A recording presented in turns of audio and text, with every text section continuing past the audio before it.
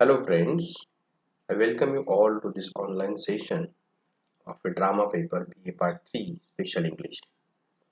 In the last few sessions, we were discussing about comedy as a genre. We have learned the definition of comedy. We have seen the features of comedy. And from the last session onward, we are supposed to learn types of comedy. And as we started discussing romantic comedy, we discussed in detail about romantic comedy, and we also came across certain examples of a romantic comedy. So, in this session, let us now start with comedy of manners. This is also a very significant type of a comedy that we are supposed to read. See the overview of this comedy of manners. A comedy of manner is a play concerned with satirizing the society's manners. Of course, so this is the period is a restoration period when the monarchy was restored in England. Uh, in that particular period, the manners and etiquettes, the people, especially living in the aristocratic social strata, started following the manners and etiquettes, and to ridicule that kind of manners, exaggeration of manners and etiquettes, this form of comedy emerged, and therefore this is called as a comedy of manners. So it make ridicule of a manners of the period, etiquettes of the period. So manner is the method in which everyday duties are performed, conditions of society or way of speaking. So this is what all these things you can see. Even if you think about, or if you see, or if you observe English language, you can see English language also follows manners and etiquettes. So if you want to speak with a stranger, you have to say first, "Excuse me," and then you speak. Or if you say something negative, you should say, "I am afraid to say," but uh, you can see such a kind of expressions suggest the manners and etiquettes. So this is the period in which manners and etiquettes were exaggerated, and as a result of that, to the response of these exaggerated manners and etiquettes, a form of a comedy, a type of a comedy emerged, and that is called as a comedy of manners. That ridicule the people who follows the or exaggerates the manners and etiquettes. They show that how artificial they were behaving, what they are and what they are pretending to, they were revealing on the stage, they were enacting on the stage, and as a result of that, as they were enacting on the play such a kind of a portrayal of a uh, ridiculous manners and etiquettes of the society, it created a humor.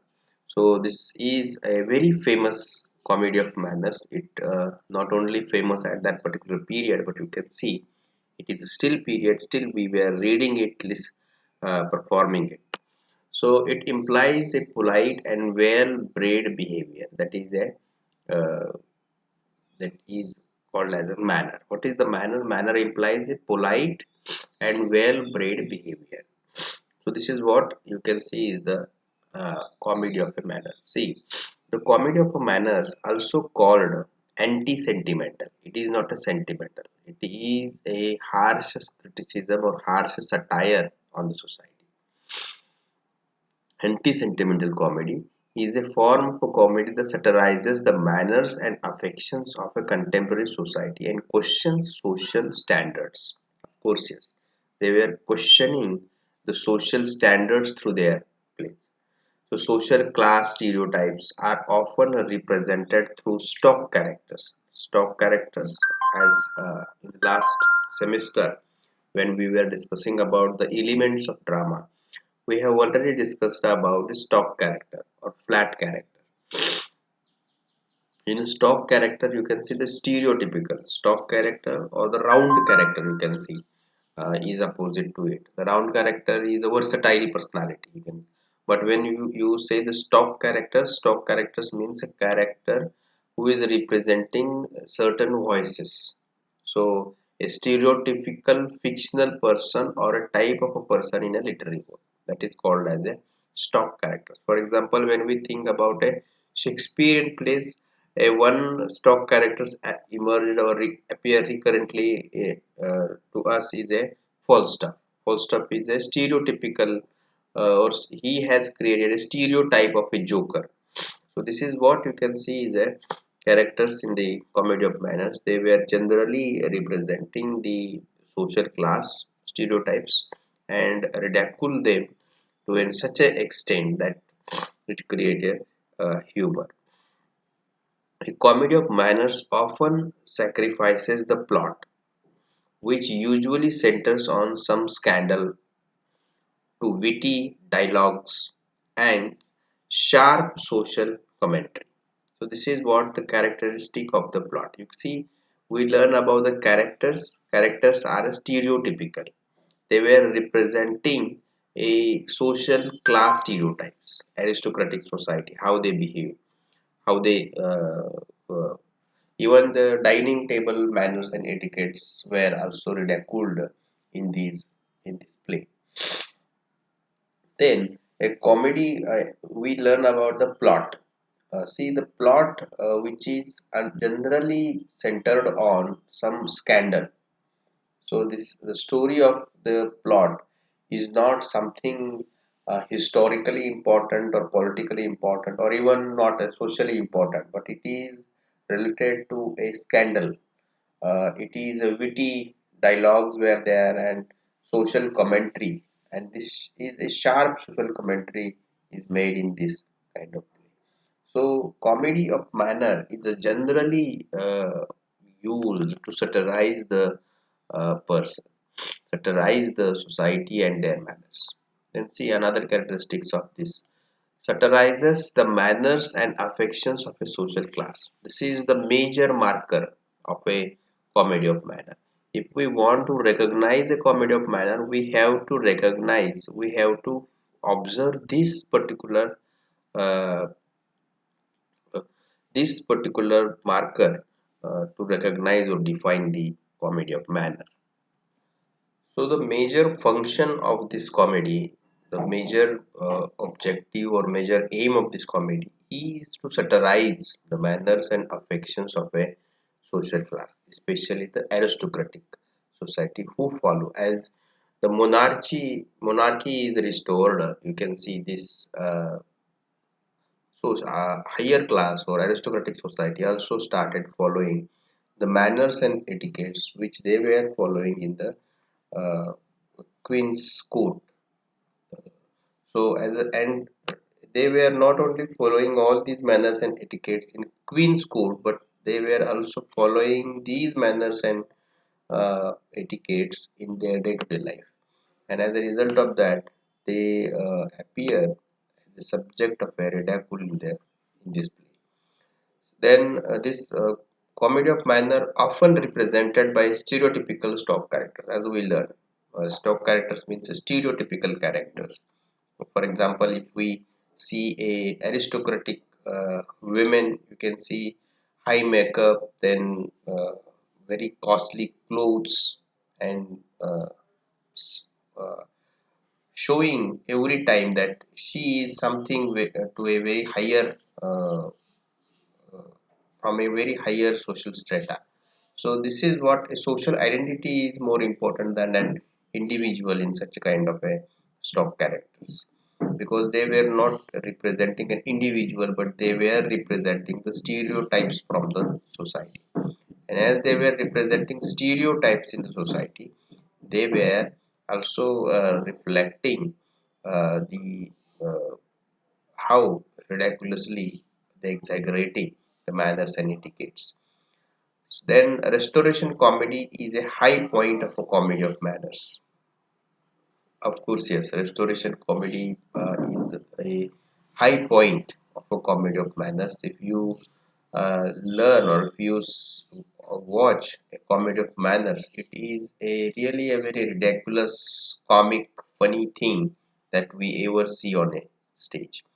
It deals with relations and intrigues of men and women living in a sophisticated upper class society. Of course, yes, as I told you, this comedy of manner is targeting this sophisticated upper class society who were following the manners and etiquettes which are supposed to be followed in the Queen's Court. But instead of following it in a Queen's Court, they were also continuing to use it in their day-to-day life, in hotels, in inns, in their personal life. They were following all these things, and as a result of that, this comedy of manners starts satirizing such a kind of behavior, social behavior. As I told you, comedy is not only meant to entertain, but it is also meant to correct the voices of the society. So this is also making the what this comedy of manner wants to do. Comedy of manner wants to tear off the masks of this sophisticated upper class society and make them a true individuals. And for that purpose, they ridicule their manners and etiquette their affections.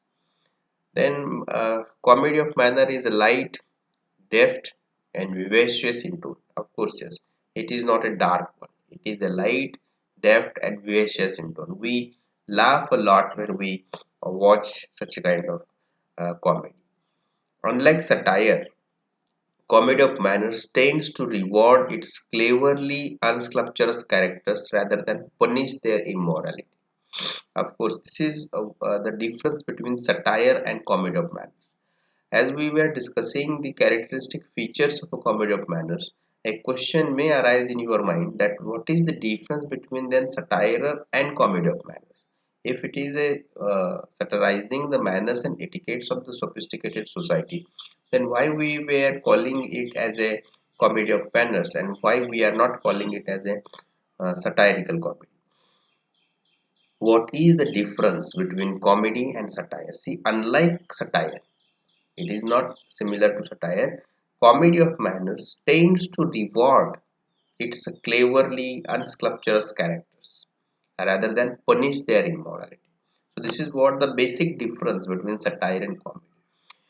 Satire in fact punishes the character, and comedy of manner instead of punishing rewarding the characters. So this is what the difference between comedy of manner and satire. The plot of comedy is often concerned with scandal. Of course, as we learn about the plot of the comedy of manner, it is often concerned with a sophisticated society, and it always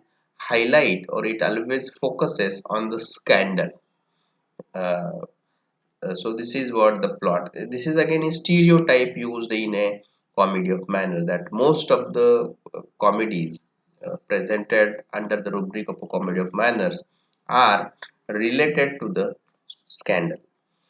A middle class reaction against the courtly restoration comedy resulted in the sentimental comedy of the 18th century. So this is what the next phase of the comedy we are supposed to learn. Then see, the comedy of manner was first developed in new comedy of the ancient Greek playwright Menenders. So this is again the roots of comedy of manner. So we are not really supposed to understand the roots of the comedy of manners, or uh, we are only claiming that this Greek playwright Mender, Menender used for the first and the comedy of manners. We were defining because the comedy of manner, no dramatist is writing as if he is writing in a specific literary tradition. He does not related himself, or he is not affiliating himself with a specific socio-cultural literary movement, but afterwards as a critic, as a teacher, as a student, we for our convenience categorize them under the comedy of manners. And similarly, when we were thinking about, as we have decided a certain set of characteristics, and this set of characteristics, set of markers, and when we were judging a play with this set of characteristics or set of rules, you can see we can judge certain plays that were even written before restoration period. But as we were considering it as a restoration period, and this comedy of manner is also called as a restoration comedy, you can see we were more concerned with the comedy presented or comedy used in this specific uh, period. So the comedy of manners was first developed in the new comedy of the ancient Greek playwright Menander, and you can understand that we were just digging the roots of it. We were just trying to uh, define the uh, type of this comedy, uh, type of comedy. So imitated by Roman playwrights Plautus and Terence. So this is again the Greek comedy. The Greek comedian is also imitated by Roman comedians, Roman playwrights. In the latter part of the century, Oliver Goldsmith, She Stoops to Conquer. Of course, it is a very famous play. It is also available on YouTube if it is possible. At least read the plot summary of the She Stoops to Conquer.